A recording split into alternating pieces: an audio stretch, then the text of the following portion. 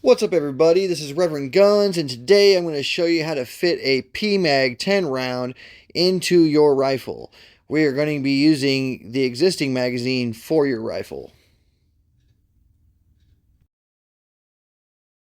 So the first thing you want to do is take your existing magazine from your rifle and squeeze the sides so you can pop the base plate off and remove the spring. We are going to use the base plate and the steel walls there to attach to the PMAG. The base plate will be cut so it'll fit around it, and we need the backing hook on the steel walls there. Now we're going to cut out the center. I'm showing you here how I'm going to go on the inside to cut the base plate out.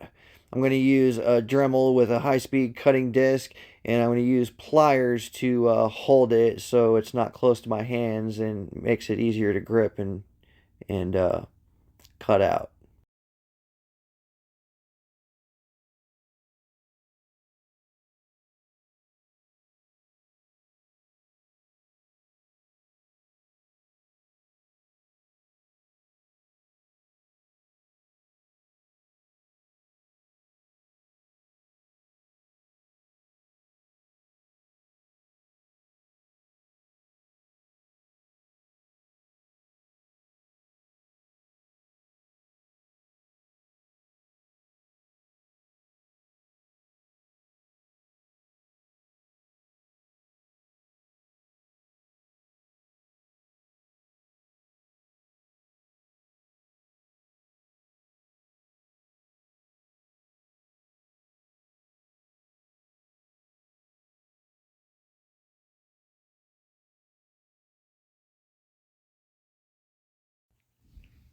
Now that we've finished cutting, we can snap what we just cut out of the base plate, and we can decide on which tip you want to put on the Dremel to help sand and file down the interior of that base plate and make it smooth so it'll fit right over the PMAG.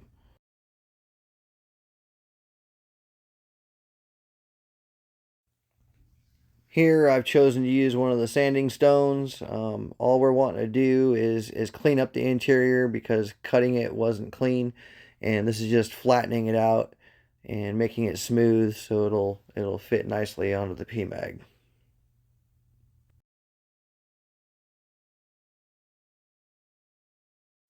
Make sure you get the corners of the base plate real good. You want this to fit securely over the PMAG.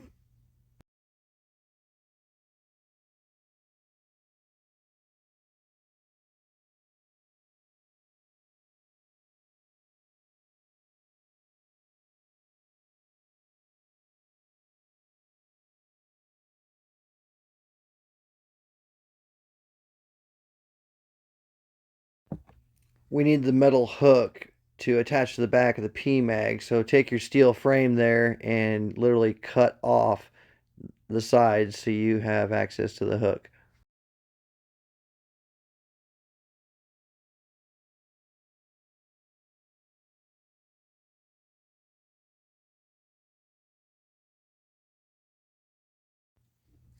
The piece might be a little bit too long, so I cut off the bottom just a hair just to make sure it would fit. Here I'm checking the base plate to make sure it fits over the PMAG and showing you what it will look like with it on and with the back plate that we just cut off.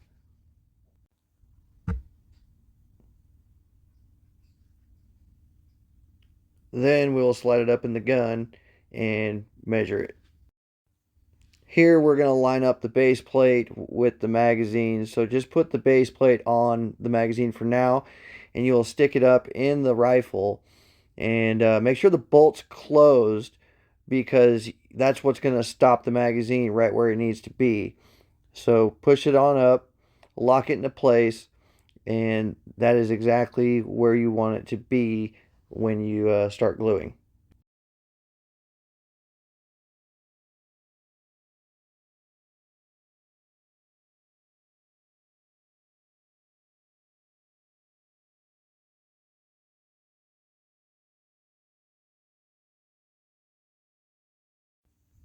Now we're gluing, You want to leave it where it's at and go around the bottom and let it seep upward towards the end of the magazine there. That way it'll really get a good seating. We're using some JB Weld epoxy for this and just smearing it around all over. We'll clean it up later once it's dried and cured. Keep in mind, you don't want any glue in this section right here. It'll prevent the magazine from going up into the rifle.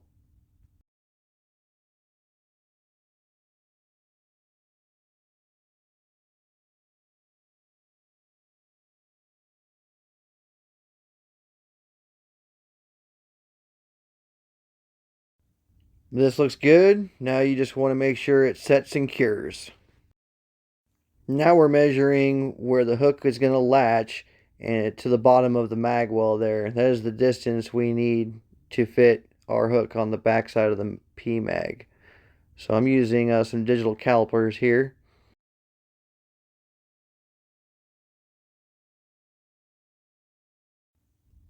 For this rifle we got 36 millimeter. Here we measured the bottom of the hook to the bottom of the magwell base there and got our 36 millimeters. We put a piece of tape on there to hold it in place while we mixed some more epoxy, and then we opened it up, smeared some epoxy in there, and closed it back up so it would stay back in place, and then remeasured it to make sure we had it back at our 36 millimeters. After it's set, I went ahead and put an extra layer of epoxy on 3 sides of it just to really hold it in place and make it more stable. I think it added some strength to it and really stuck that on there.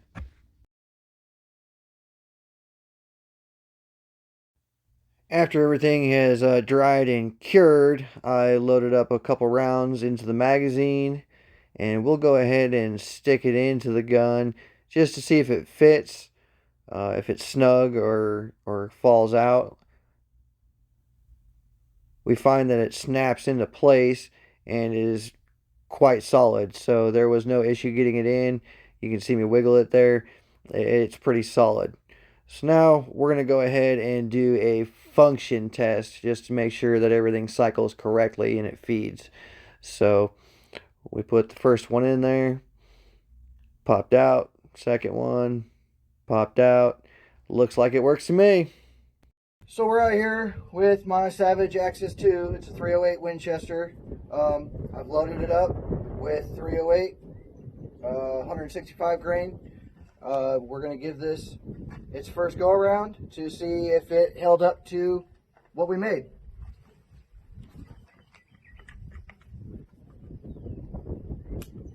Snapped in good. First round loaded good. Now I'm going to go through all 10 shots.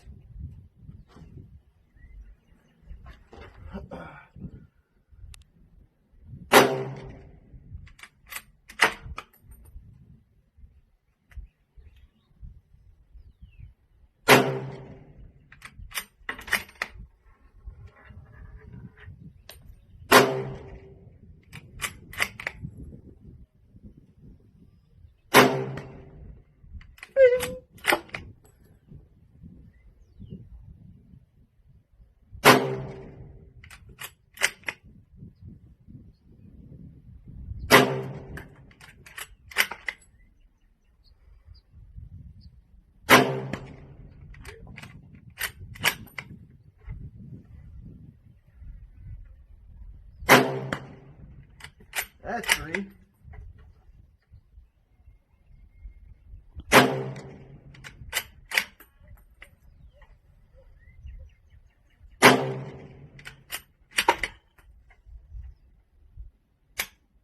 Oh, that must be the end of it.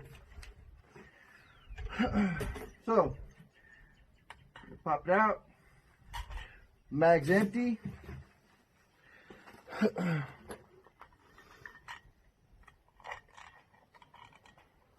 Everything's solid on here.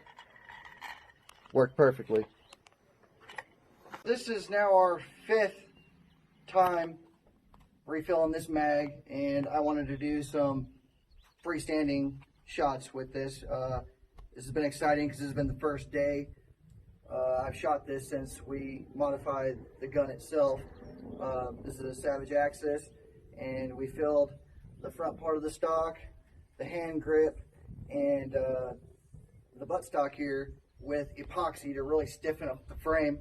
And we also added fishing weights back here to the back. We added 34 ounces to really give it some weight.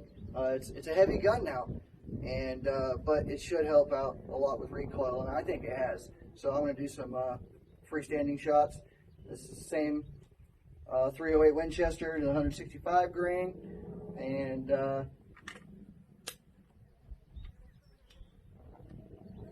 let's see how well this does it.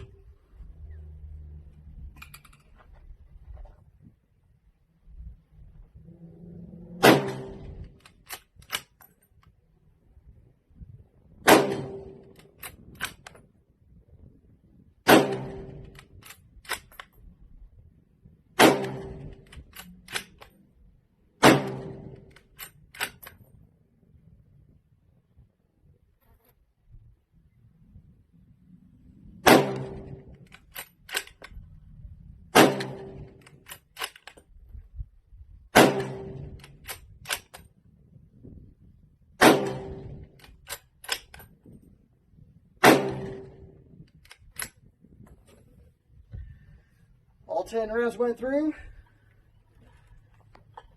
Still solid.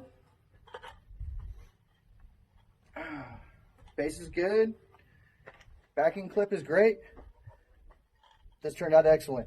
Thanks for watching. I also offer the online course to get your Texas license to carry a handgun. It's the 4-hour class broken down into segments and saves your progress so you can do it at your own pace. After completing the course, you will be able to print your certificate. Then, it'll help you locate an instructor close to you, no matter where you are in Texas, so you can complete the shooting portion of the course. This is all certified by the Texas Department of Public Safety. Check it out at reverendguns.com. If you have any questions or comments, please add them below. Be sure to like and subscribe for more firearms education.